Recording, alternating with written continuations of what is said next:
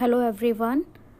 As you know that we were discussing chapter number 5, that is retirement or death of a partner. So we will continue our topic, that is new ratio. Along with we will also discuss some 1 mark questions. So before starting numericals, let us have a brief recap.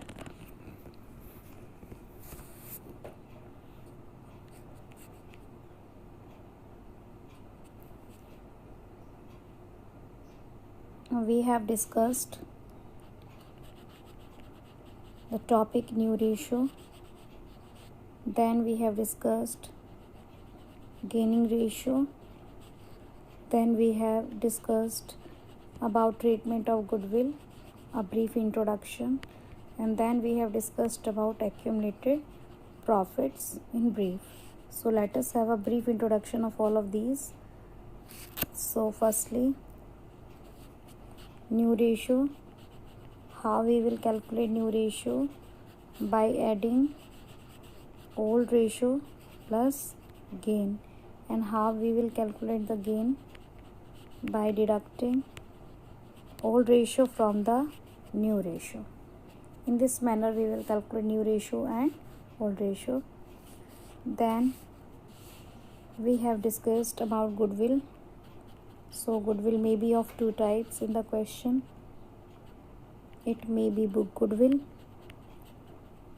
and it may be the goodwill valued at retirement. Goodwill valued at retirement.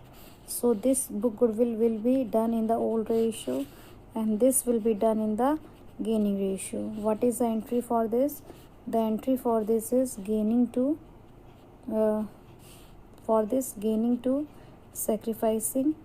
Here the gaining partner is suppose A, B, C and C is going. So gaining partners are A and B and sacrificing partner is C. And here the entry will be old partner debit to goodwill. This is the treatment for goodwill. Then there is a next topic, that is accumulated profit. So what is the treatment of accumulated profits and the losses? These all will be treated in the for example, workmen compensation reserve fund, investment fluctuation fund, or P&L credit balance, or you can say general reserve. These all are transferred to, suppose there are 3 partners A, B, C. All these are transferred in old ratio. Remember, in old ratio. And if there is a loss, then entry will be reverse. There are certain cases of workmen compensation reserve also. For example, workmen compensation reserve is of 50,000 and then claim may be 0, maybe 50, maybe 20, maybe 50 and maybe 60. So in this case there is no claim, so entry will be workmen compensation reserve to A, to B, to C. कोई claim नहीं है, old partner में old ratio में बांट देंगे. In this case claim है तो workman compensation reserve to provision for workman compensation to A, B, C 50, 20 और जो बचा हुआ 10, 10, 10 डिस्ट्रीब्यूट हो जाएगा. एंड देन नेक्स्ट में क्या होगा? Workman compensation reserve to provision for workman compensation claim और नेक्स्ट में रिवैल्यूएशन आ जाएगा क्योंकि वहाँ पर लॉस है. तो इस तरीके से ये हमने chapter number change in ratio में भी किया है और एडमिशन में भी किया है. सो वो हम उसका ध्यान रखेंगे. So let us begin the numericals.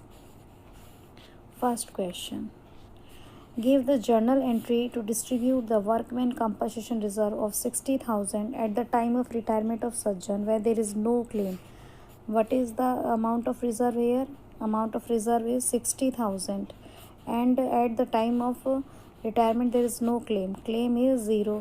So what is the treatment? You will divide the complete amount to all partner in old ratio. आप सारा का सारा अमाउंट ओल्ड पार्टनर में ओल्ड रेशियो में डिस्ट्रीब्यूट कर देंगे. This 60,000. Okay, the old partners are distribute workmen at the time of retirement of Sajjan. The firm has 3 partners, Rajat, Sajjan, Kavita.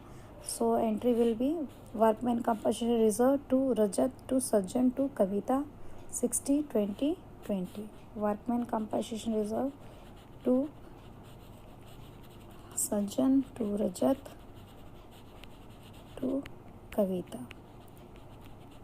60,000, 20, 20, 20.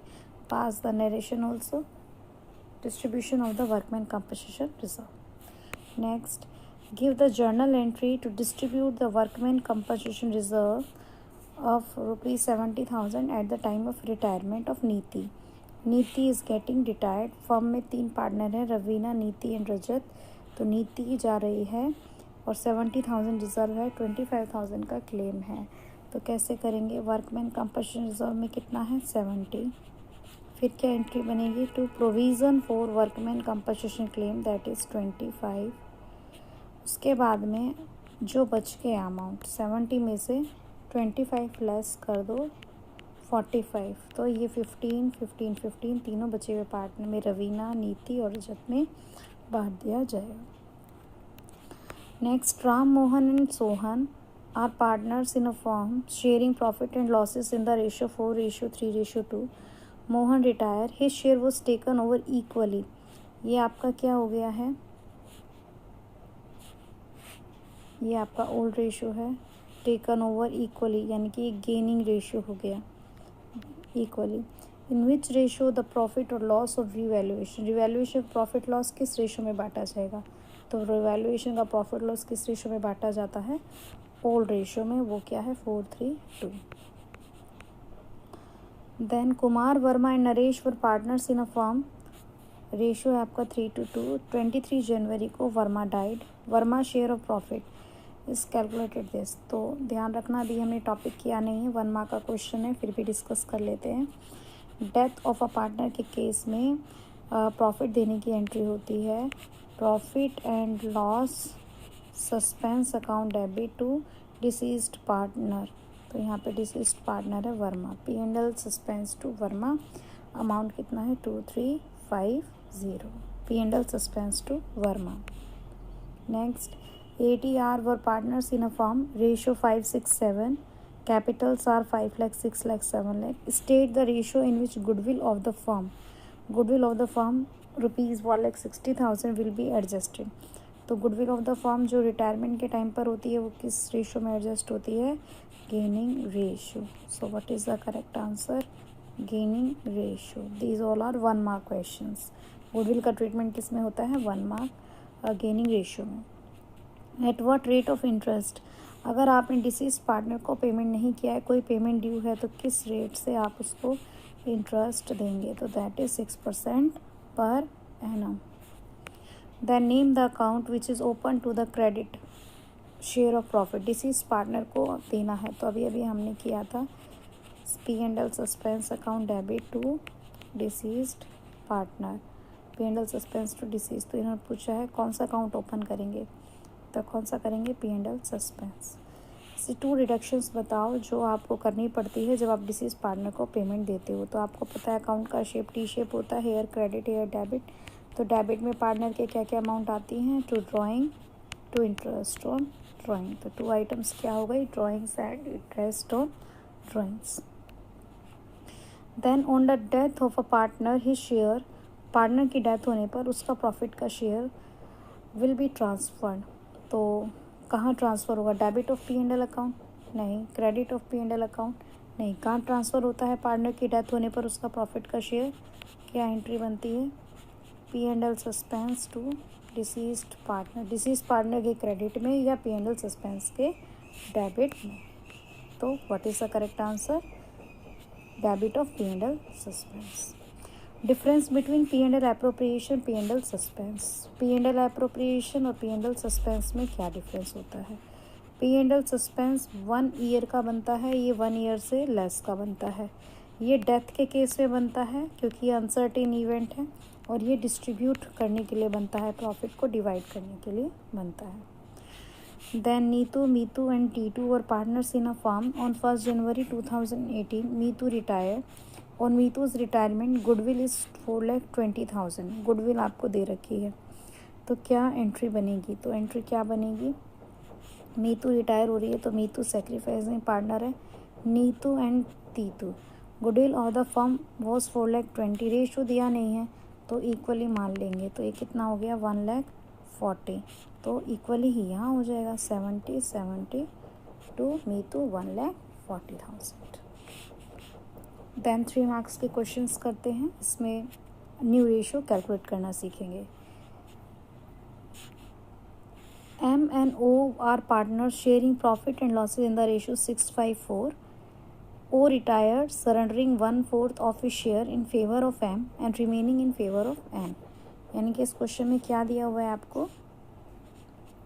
आपको old ratio दिया हुआ है। कितना है ओल्ड रेशो? 5, 6, 5, 4। और O रिटायर हो रहा है यहाँ पे, M&O ये वाला रिटायर हो रहा है। इन फेवर ऑफ M उसने 1/4 ऑफ शेयर। तो यहाँ पे M का गेन कितना हो गया? M का गेन हो गया 4/15। 4/15 का 1/4 इसने दिया है M को। एंड रिमेनिंग, अब रिमेनिंग कितना बच गया? जब 1/4 इसको दे दिया तो 3/4 यहाँ बच गया। तो N का गेन कितना हो गया? N का गेन हो गया 4/15 का 3/4। अब ये दोनों के गेन आ गए। ओल्ड आपको पता है, ओल्ड में गेन प्लस करके न्यू आ जाएगा और दोनों का रेशो आ जाएगा। ओके, पहले क्या करना है आपको? ओल्ड लिखना है, फिर आपको M का गेन निकालना है, N का गेन निकालना है, फिर उसके बाद में M का न्यू, N का न्यू और फिर M और N का new ratio. Then B part में क्या है? A, B एंड C आर पार्टनर्स। रेशो दे रखा है 4:3:3। C रिटायर हो रहा है। His share was taken up by the partner equally लिया है। तो कैसे करेंगे? A, B, C का आपको रेशो दिया हुआ है ओल्ड 4:3:3। अब आपको इक्वली यहाँ पर इन्होंने लिया है 1:1। ये इनका कौन सा रेशो है? गेन। तो यहाँ पे आप A का गेन निकालेंगे।